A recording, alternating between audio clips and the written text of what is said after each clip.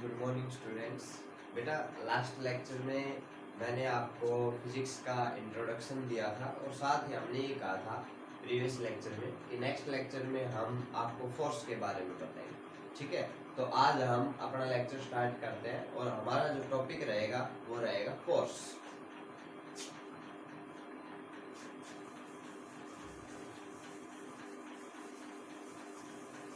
Heading डाले सभी force. सबसे पहले आप लोग डेफिनेशन लिखें कि फोर्स क्या होता है। लिखो, force is an effort due to which we can move or try to move an object at rest. We can stop or try to stop a moving object. We can break or change the shape of an object by exerting an effort in form of pull or push। ठीक है, तो वो जो effort होता है, वो जो कोशिश होती है, ठीक है, किसी चीज को धक्का देना, किसी चीज को अपनी तरफ खींचना, कोई चीज मूव कर रही है उसको खींच कर स्टॉप करना या फिर उसको धक्का देकर स्टॉप करना। ठीक है, या फिर आप जैसे साइकिल पर किसी रोड पर जा रहे हैं और अचानक से जब एक टर्न आता है तो उस टर्न पर आपको डायरेक्शन चेंज करनी पड़ती है, तो भी आप क्या करते हैं, हैंडल पर एक फोर्स लगाते हैं। तो वो जो एफर्ट है उन सबको हम क्या बोलते हैं, फोर्स। अभी जो फोर्स है, अभी मैं यहाँ लिख रहा हूं कि there are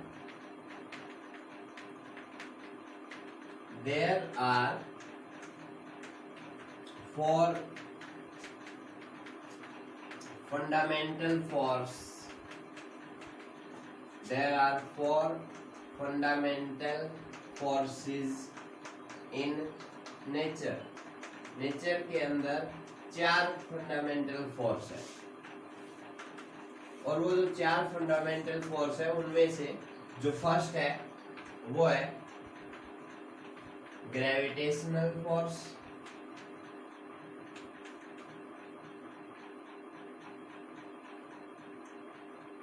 Gravitational force।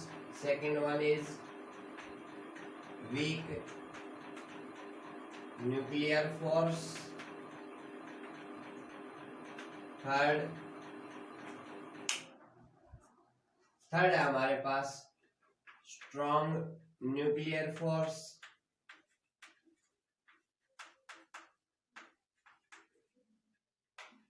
Fourth है इलेक्ट्रोमैग्नेटिक फोर्स।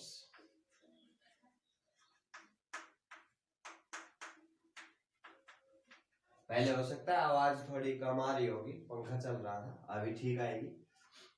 जो फर्स्ट जो हमारे पास फोर्स है वो है ग्रेविटेशनल फोर्स।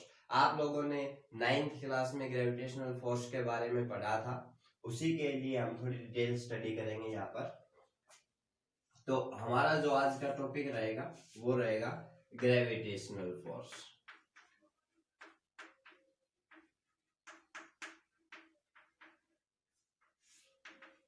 देखो बेटा, ग्रेविटेशनल फोर्स क्या होता है, आपको पता है कि इस यूनिवर्स में जो भी कोई दो ऑब्जेक्ट है वो एक दूसरे को अपनी तरफ अट्रैक्ट किए हुए हैं। जैसे कि सन अर्थ को अट्रैक्ट करता है, अर्थ मून को अट्रैक्ट करती है, यानी कि there is a force of attraction between two object in this universe. और वो जो फोर्स ऑफ अट्रैक्शन होता है वो डायरेक्टली प्रोपोर्शनल होता है उन दोनों ऑब्जेक्ट्स के मासेस के प्रोडक्ट के, और इनवर्सली प्रोपोर्शनल होता है square of the distance between them. यानी कि आप लिखो कि gravitational force is an attractive force between every two object in this universe। This force is directly proportional to product of masses of the object and inversely proportional to square of the distance between them। For example, हम यह लेकर चलते हैं कि ये हमारे पास दो object है, ये ऑब्जेक्ट है ए और ये ऑब्जेक्ट है बी। ए ऑब्जेक्ट का मास है m1, बी ऑब्जेक्ट का मास है m2 और इन दोनों के बीच की जो डिस्टेंस है सेंटर से वो हमारे पास है r। ये जो डिस्टेंस है ये है r। तो जो इनके बीच में जो ग्रेविटेशनल फोर्स होगा वो डायरेक्टली प्रोपोर्शनल होगा इन दोनों के मासेस के प्रोडक्ट के और इनवर्सली प्रोपोर्शनल होगा इन दोनों के बीच जो डिस्टेंस है उसके स्क्वायर के। और जब आप ये डायरेक्टली प्रोपोर्शनल का साइन हटाएंगे तो यहाँ पर एक कांस्टेंट लगाएंगे capital G। You all already familiar with this. This is called universal gravitational constant. This is universal gravitational constant. अभी ये जो कैपिटल G है इसकी जो वैल्यू है पूरे यूनिवर्स में, आप कहीं भी चले जाओ, आप जुपिटर पे चले जाओ, आप मून पे चले जाओ, अर्थ पे रहो, कैपिटल G की जो वैल्यू है वो कांस्टेंट रहेगी। और कैपिटल G की जो वैल्यू है हमारे पास वो होती है 6.67 into 10⁻⁻11। अभी इसकी जो यूनिट है वो रहेगी न्यूटन मीटर स्क्वायर पर केजी स्क्वायर। ठीक है, अभी ये हमने ग्रेविटेशनल फोर्स के बारे में पढ़ा। अभी हम थोड़ा फास्ट ग्रेविटेशनल फोर्स की कुछ प्रॉपर्टीज के बारे में स्टडी करते हैं कि ग्रेविटेशनल फोर्स की क्या क्या प्रॉपर्टीज होती है। देखो बेटा, सबसे पहले जो ग्रेविटेशनल फोर्स है हमारे पास वो एक attractive force. Gravitational force between any two object is an attractive force. ये कभी भी रिपल्सिव नहीं होता है। Second, this is the weakest force in nature. जो ग्रेविटेशनल फोर्स है वो नेचर के अंदर जो हमने आपको 4 फोर्स बताए, gravitational force, weak nuclear force, strong nuclear force, electromagnetic force, उन सब में जो सबसे वीक, सबसे जो कमजोर फोर्स है वो है ग्रेविटेशनल फोर्स। थर्ड है these are central force.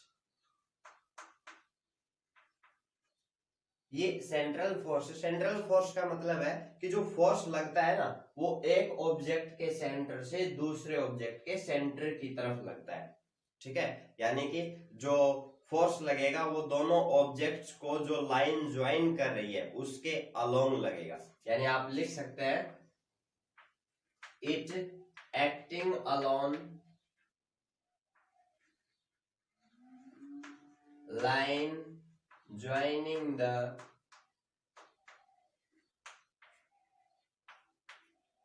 two objects।